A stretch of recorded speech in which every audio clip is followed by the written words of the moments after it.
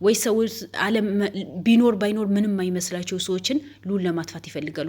ልዑል ሰብአዊነት ሰው በመሆኑ ብቻ ባለውን ነገር ፍትሃዊ ሆኖ በራሱ ባለው ነገር ለመኖር የሚያብቃቃ ልጅ ነው። ያ ነገር ጥሩ ነገር ለምን ሰራህ ብሎ ነው ይህን ያህል በደር የሚያደርሱበት፣ ይህን ያህል ጉዳት የሚያደርሱበት። ዛሬ እጁ ሰበራችሁት፣ ነገ ምን እንደምታደርጉት አይታወቅም። ነገር ግን እንደናንተ ቢሆን የልዑል ዘር ማንዘሩ ታጠፉ ነበር። ግን ልዑል ፈጣሪ ይጠብቀዋል። ምክንያቱም እሱ ጥሩ ስራ ነው የሚሰራው። የእናቶችን ዱዓና ጸሎት መቼም አይጥለውም። የአባቶችን የብዙ ሰው እንባ አባሽ ነው ልዑል። እናንተ ግን መቀለጃ አድርጋችሁ ነው የያዛችሁት። እኔ በጣም ጠርጥሬ ነበር ልዑልን ምን ሆነ ለምን ጠፋ? ምክንያቱም እሱ የሆነ ነገር ሲሆነው ቻናሉ እንትን የሚሉት ምንድነው ቻናሉ ላይ ቪዲዮ ማይለቀቀው። ዛሬ ግን እንደዚህ እጁን ሰብረው አስቀመጡት። ይሄ ስንፍናችሁ እኮ ነው። ስንፍና ባትሆኑ እንደነሱ ጀግና ብትሆኑ ኖሮ መታችሁ እንደነሱ ፊት ለፊት በተገፋጠችሁበት። ምን መሰላችሁ ውድ ቤተሰቦች፣ አጋጣሚ የአቤል አጎት ሚስት አንዷ እዚህ አገር ቤት እንዳለች ይታወቃል።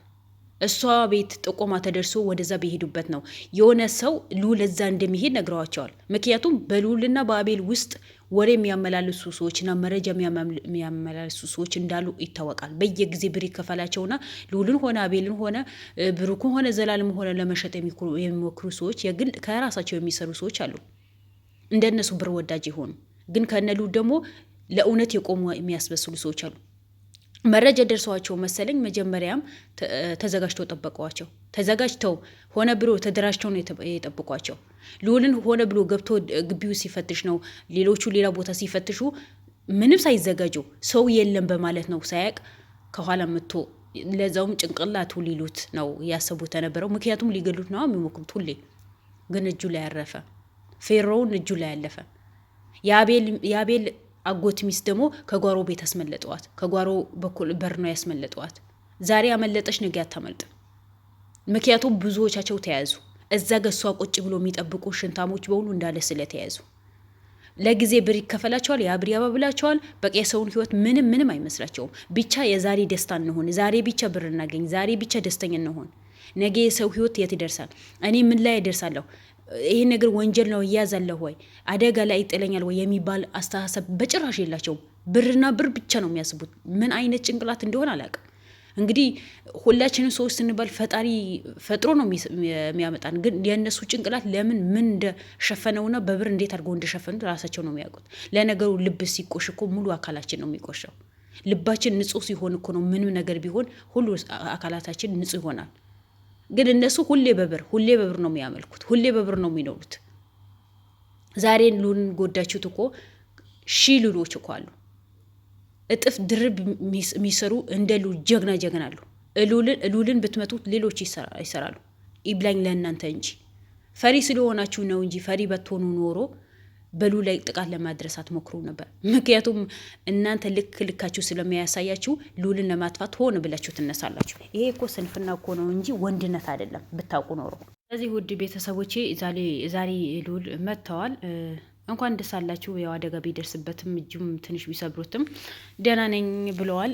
እስከ መጨረሻ ፈጣሪ አፍያ እንዲያደርገው ጤነኛ እንዲሆን ሁላችንም ድዋም ጸሎት ማድረግ አለብን። እነዚህ ሰዎች ለምን ልዑል እንደያዙት አላቅም። ልዑል በጣም ጠምደው ነው የያዙት።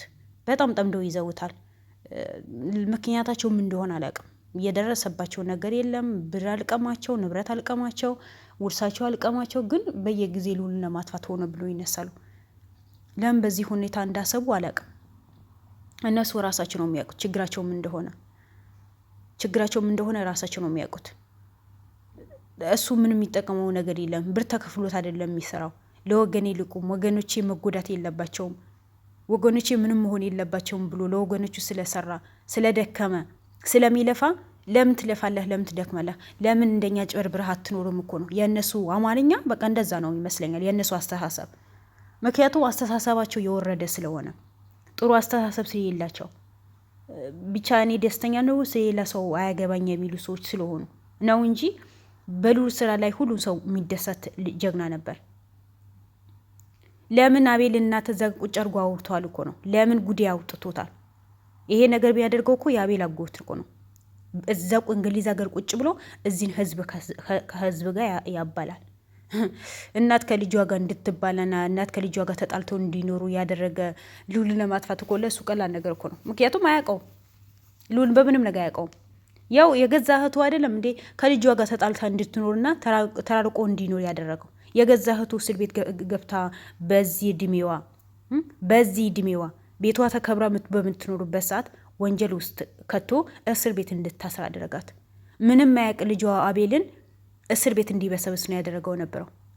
የራሄል ግድያ እሱ እንደሆነ አድርገው፣ ግን ፈጣሪ ጠብቆታል። ስለዚህ በልዑል ላይ ምንም ነገር ቢያደርገን ብዙም አይሞቀኝም አይደንቀኝም። ምክንያቱም ልዑል አያውቀውማ። የገዛ እህቱ የራራ ሰውዬው የልዑልና የብሩኬ ይላላል ማለት ይከብዳል፣ በጣም ይከብዳል። መጀመሪያ ማንኛውም ሰው ጥሩ ነገር ለመስራት ከቤተሰብ ነው የሚጀምረው አይደል? ከቤተሰብ ነው የሚጀምረው። የውጭን ሰው ጥሩ ነገር ይሰራል ማለት ዘበት እኮ ነው። ምክንያቱም እያንዳንዱ የተደበቀ ሚስጥር ልዑል በየጊዜ ሂዶ ፈርፍሮ ስለሚያወጣ ፈራ። ገብቷቸዋል? ፈራ። አሁን በመጨረሻ ደግሞ ሚስቱ እንድትያዝበት ስላወቀ መረጃ ስለደረሰው ነው ግብረአበሮቹ እንደሱ በብር አይምሯቸው የተደፈነ ልባቸው የጠቆረ አዘጋጅቶ የጠበቃቸው። ምክንያቱም ልዑል ለማጥፋት ነው የሚሞክሩት። ልዑል ጠፋ ማለት እኮ የእሱ ኬዝ በቃ ተዘጋ ማለት ነው። በሱ አማርኛ መቼም አይዘጋም። የስንፍናቸው ስንፍና የልዑል ቻናል ለማዘጋት የሞከሩ ነው። አስቡት። ያ ምንድን ነው? ድክመት ነው። ጀግና እኮ ሰርቶ ነው የሚያሳየው። ጀግና ፊት ለፊት ተጋፍጦ ነው የሚያሳየው እንጂ ከጀርባ ሆኖ የስንፍና ምልክት አይሰራም። ወንድ ከሆኑ እንደነሱ ፊት ለፊት መጋፈጥ ነው ያለባቸው አይደል? እንደ ቤተሰቦች እንደዛ ነው። ግን እሱ እዛ አሜሪካን ሀገር ቁጭ ብሎ እንደፈለገ ብር ይልካል። በሰውን ንብረት ሰውን ስንት ሰው ጎዳና ላይ አውጥቶ ጥሎ ዛሬ በሌላ ሰው ህይወት ሊጫወት ይሞክራል። እነ ልዑልም ልክ በሱ አይን ነው የሚያያቸው። በቃ ልክ እንደሱ ሰነፍ አርጎ ነው የሚያያቸው። ግን እነ ልዑል ሰነፍ አይደሉም፣ ጀግና ናቸው። ምንም ነገር ማይበግራቸው ጀግኖች ናቸው። ይብላኝ ለሱ እንጂ ምንም ማይመስለው የሰውን ህይወት ምንም መስሎ ማይታየው እንጂ እነሱ ምንም ነገር ምንም ቢመጣ ወደ ኋላ ማይሉ በስራቸው ጀግና የሆነ ማንም ቢመጣ ማይሸነፉ ጀግና ልጆች ናቸው። የኢትዮጵያ ያሉ ጀግኖች ናቸው እነሱ። ስለዚህ የልዑል ነገር በጣም ነው ያሳዘበኝ። በጣም ማለት በቃ ባለፈም በዚህ ጉዳይ ላይ ብዙ ጊዜ ዛቻ ስለተደረገበት ብዙ ጊዜ በዚህ ነገር ሆነ ብሎ ስለሚፈልጉት እኔ በጣም የልዑልን በጣም ነው የምፈራለት። በጣም እንደምታዩት ልዑል ላይ ብዙ ጊዜ ጥቃት ይደርስበታል። ብዙ ጊዜ የሆነ ጊዜ የምታስታውሱ ከሆነ እንደዚህ በስንት መከራ በስንት ልፋት እሱም ዘላለም በመሆኑ ካለበት ቦታ ፈርፍሮ ያወጣው። አሁንም እንደዛ ሊያደርጉት ነው የሚሞክሩት። የእውነት የሚቆም ሰው እኮ መቼም እዚች ዱንያ አትሆንለትም ለውሸተኞች እንጂ። እንደዚህ የሰውን ህይወት አጭበርብረው የሰውን ኑሮ አጭበርብረው ሰውን አስለቅሰው ሰውን ጎዳና ላይ አውጥቶ የሚጥሉ ናቸው እነሱ ናቸው ጥሩ ኑሮ የሚኖሩት። ምክንያቱም የጸጸት ልብ የላቸውም፣ የጸጸት ህይወት የላቸውም። ዛሬና ዛሬ ብቻ የሚሉ ሞት እንዳለባቸው የሚረሱ ከፈጣሪያቸው ጋር የራቁ ሰዎች ናቸው በዚህ ልክ ሰው ለመጉዳት የሚነሱ እንጂ እኔ ሰው ነኝ ያ ሰው ነው ብሎ የሚያስብ ሰው በሰው ላይ ጉዳት አያደርስም። ለማንኛውም ልዑልም እንደዚህ ጥሩ ደህና ምንም ሳትሆን ይሻልሃል፣ አንተም ቀላል ነገር ነው ብለዋል። ያኔ ብዙም አልተሰበረም። ምክንያቱም የጭንቅላቱ የተመኙት ነው አላህ አግዞት እጁ ላይ ነው አደጋ ያደረሱት። ስለዚህ ለማንኛውም በዚህ ልክ ማየቱም ትልቅ ነገር ነው። ሌላ ነገር አላደረሱበትም። ቢገሉትኛ ምን እናደርጋለን? ከጸጸት ውጪ እንኳን አንድ ቀን ሁለት ቀን ሲጠፋ ልዑል ምን ያክል እንደሚጨንቀን ሁላችንም የምናውቀው ነገር ነው። ሁላችን የልዑል ነገር ያሳስበናል። ሁላቸውም አንድ ሁለት ቀን ሲጠፉ እኮ ያሳስበናል። ይሄ የታወቀ ነው። ግን በአብዛኛው ልዑል ላይ እንደዚህ አይነት አደጋዎችን ስለሚበዙበት እኔ በጣም ነው መፈራለት። እንግዲህ በሄደበት በሙሉ ፈጣሪ ይጠብቀው እንጂ ሰው ከባድ ነው። ተጠንቅቃችሁ ማጠነቁትም በአንድ በኩል ብጠነቁ በአንድ በኩል ያጠቃችሁ ይሞክራል። እና ለማንኛውም ልዑል ፈጣሪ ይጠብቅ፣ ፈጣሪ አፊ ያርግ። እንዲሆነ ማየታችን እኛ ትልቅ ነገር ነው። ምክንያቱም ምን ሆነ፣ የት ገባ፣ የት ወጣ፣ ለምን ነው የጠፋ ብለን ከጭንቀት ይሻላል። እንኳንም መጣ እንኳንም ቪዲዮ ሰራ። ቻናልህም ደግሞ እነሱ ሪፖርት አድርጎ ቢያዘጉትም ደግሞ እኛን ለሌላ ቻናል ብትከፍትም እኛ እናበረታታሃለን። ዋና አንተ ጤነኛ መሆንህ ነው። ምክንያቱም ቻናል ቢዘጋ ቻናል ይከፈታል። ዋና አንተ መኖርህ ነው። አንተ ስትኖር ሁሉ ነገር ይኖራል።